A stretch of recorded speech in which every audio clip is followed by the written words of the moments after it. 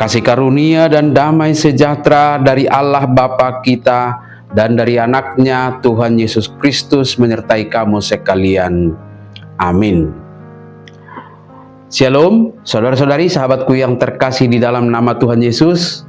Firman Tuhan yang menyapa kita di awal minggu ini, hari Senin tanggal 13 Juli 2026. Tertulis di dalam surat Yakobus pasal 3 ayat 17. Mari sahabatku, kita simak dan renungkan firman Tuhan yang menjadi kekuatan dan inspirasi untuk menjalani hari ini. Demikian.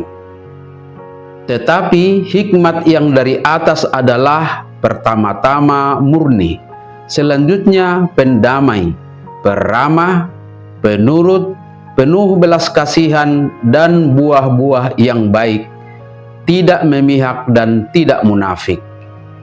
Alai anggo habisuhon nasian gijangi sadok nabotor doi. Olo mardame labok pangoloi gok asiniroha dohot parbue hadengganon. Dau sian hagangguon nang pangasion. Demikian firman Tuhan.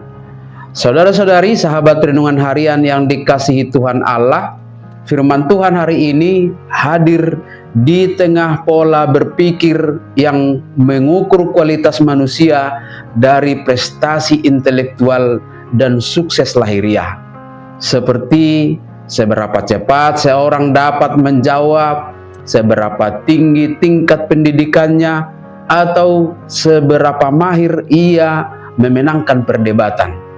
Maka nas hari ini menggeser standar keberhasilan itu dengan sebuah standar yang sangat berbeda, yaitu bahwa hikmat sejati diukur dari kualitas hati dan hubungan kita dengan Tuhan. Yakobus merinci ciri-ciri hikmat yang datang dari atas ke dalam karakter konkret yang bisa dirasakan oleh orang-orang di sekitar kita. Yang pertama adalah murni atau pure, bebas dari motif tersembunyi, bebas dari gengsi, bebas dari ambisi pribadi yang egois. Yang kedua adalah pendamai, peace atau loving, berusaha menjauhkan diri dari konflik atau memilih menghindari sibuk membuktikan siapa yang paling benar, melainkan mengutamakan kedamaian. Yang ketiga adalah peramah dan penurut, considerate dan teachable, mau mendengarkan, bersikap lembut dan tidak keras kepala ketika diberi saran.